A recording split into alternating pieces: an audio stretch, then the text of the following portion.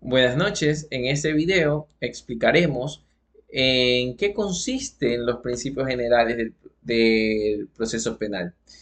Dentro de los principios generales tenemos tres principios, que son el principio de oficialidad, el principio de investigación integral de la verdad, el principio de personalidad del justiciable. Dentro de este mencionaremos dos de los tres subprincipios existentes. Para poder dar inicio, vamos a hacernos una pregunta. ¿Qué es el principio de oficialidad? ¿No? Entonces, eh, el principio de oficialidad consiste en que el Estado, a través de la Fiscalía General, tiene la obligación de iniciar y dirigir y continuar la investigación penal de oficio, es decir, sin necesidad que alguien solicite que lo haga. En otras palabras, cuando se comete un delito de acción pública, la fiscalía no necesita que la víctima impulse el proceso, sino que actúe por iniciativa propia, investigando los derechos y reuniendo pruebas. Este principio se aplica en el ejercicio público de la acción penal y está relacionado con el artículo 195 de la Constitución de la República del Ecuador, que establece que la Fiscalía dirige la investigación preprocesal y procesal penal. En sí, el principio de oficialidad significa que el Estado, a través de la Fiscalía, actúa por sí mismo para investigar un delito sin esperar que alguien le pida que lo haga.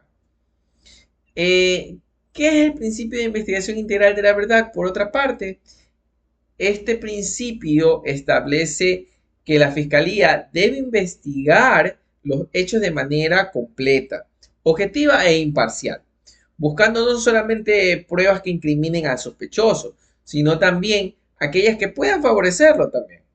Está regulado en el artículo 509 del Código Orgánico Integral Penal. Esto de aquí rompe con esa idea antigua de que solo se buscaba probar la culpabilidad. Ahora el objetivo es encontrar la verdad real de los hechos, respetando los derechos de todas las partes. La investigación integral de la verdad significa que la fiscalía no solo busca pruebas para acusar, sino también pruebas para que puedan demostrar la inocencia con el fin de llegar a la verdad completa. Para hacer un breve resumen entre estos dos principios, mientras que el principio de oficialidad obliga al Estado a investigar por iniciativa propia al principio de investigación integral de la verdad, exige que esa investigación sea completa y objetiva y justa. Ahora tenemos el otro principio, que es el principio de personalidad del justiciable. Primero tenemos que saber quién es el justiciable, ¿no? Entonces, el justiciable es toda persona que está siendo investigada en una fase preprocesal o procesal penal. De ahí tenemos claro eso. De ahí tenemos que establecer qué es lo que este principio establece. Dice que el principio de personalidad del justiciable establece que toda persona sometida a una investigación penal mantiene plenamente sus derechos humanos. Es decir, que aunque una persona está siendo investigada o acusada de un delito, no pierde su dignidad ni sus derechos. El Estado tiene la obligación de respetarlos y garantizar en todo momento. Este principio está reconocido en el artículo 4 del Código Orgánico Integral Penal, bajo el título de dignidad humana, que dice que las y los intervinientes en el proceso penal son titulares de derechos humanos reconocidos por la Constitución de la República y los instrumentos internacionales. Las personas privadas de la libertad conservan la titularidad de sus derechos humanos con las limitaciones propias de la privación de libertad y serán tratadas con respeto a su dignidad como seres humanos. Dentro de este principio, tiene tres subprincipios de los cuales veremos dos. Uno que es el principio del estatus de inocencia. ¿Qué nos dice este subprincipio? Este indica que se tiene que respetar el estado de inocencia, que lo que se tiene que demostrar es la culpabilidad del investigado y que tiene que ser tratado como inocente mientras no se ejecute una decisión que demuestre lo contrario. Ejemplo, una sentencia. El segundo subprincipio que veremos es el principio de incoercibilidad. Este principio no está positivizado en el COIP y no se lo encuentra ni en el de ahora ni en el anterior, pero podemos ver su espíritu en algunos artículos del mismo. Este principio consiste en que no se puede obligar al investigado a proporcionar un medio de prueba que pueda ser utilizado contra sí mismo en el COIP. Podemos ver algunas disposiciones sobre este principio, por ejemplo, en el artículo 4, numeral 8 del COIP, que es la prohibición de autoincriminación. Ninguna persona podrá ser obligada a declarar contra sí misma en asuntos que puedan ocasionar su responsabilidad penal. Es decir, el investigado puede ser llamado mediante la fuerza pública para rendir una versión, pero lo que no se puede es obligar al investigado a que se autoincrimine.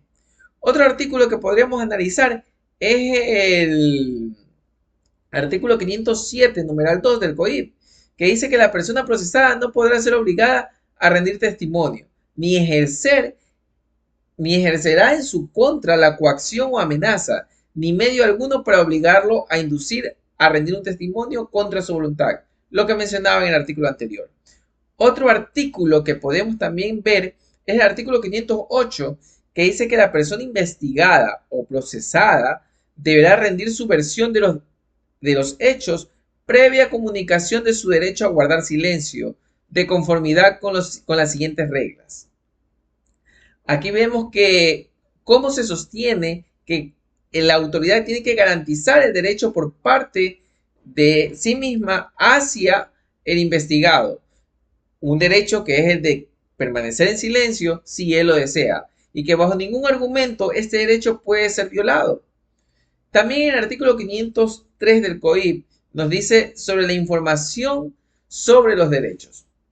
La o el juzgador deberá cerciorarse de que a la persona detenida se le informe sobre sus derechos, que incluye el conocer de forma clara las razones de su detención, la identidad de la autoridad que la ordena, los agentes que la llevan a cabo y los responsables de los respectivos interrogatorios. De esta manera nosotros podemos ver cómo la autoridad tiene que garantizar los derechos del detenido, los derechos del investigado y que no deben ser violados. También podemos analizar que en el artículo 569, numeral 4, nos muestra que se puede objetar ciertas actuaciones que violan el debido proceso. Por ejemplo, realización de preguntas autoincriminatorias, capciosas, compuestas, impertinentes, repetitivas, irrespetuosas y así sucesivamente. Otras disposiciones que también se muestran es de que si existe un principio de incoercibilidad, que es la prohibición de constreñir. ¿Qué es la prohibición de que esta prohibición es la prohibición de dar muestras corporales por medio de la coerción y de la fuerza? La única forma que se puede dar un fluido corporal es por voluntad de el mismo investigado. Esto lo vemos en el artículo 459, numeral 1. Para la obtención de muestras, exámenes médicos y corporales, se precisa el consentimiento expreso de la persona autorizada, de la o el juzgador, sin que la persona pueda ser físicamente constreñida. Excepcionalmente, por las circunstancias del caso, cuando la persona no pueda dar su consentimiento, la podrá otorgar un familiar hasta segundo grado de consanguinidad, es decir, un representante. Y otro artículo que podemos ver son las diligencias del reconocimiento, donde constarán las actas de informes periciales. Este segundo numeral nos indica de la manera en la cual se constarán las actas de lo que son los informes periciales. Con esto he culminado mi video. Muchas gracias.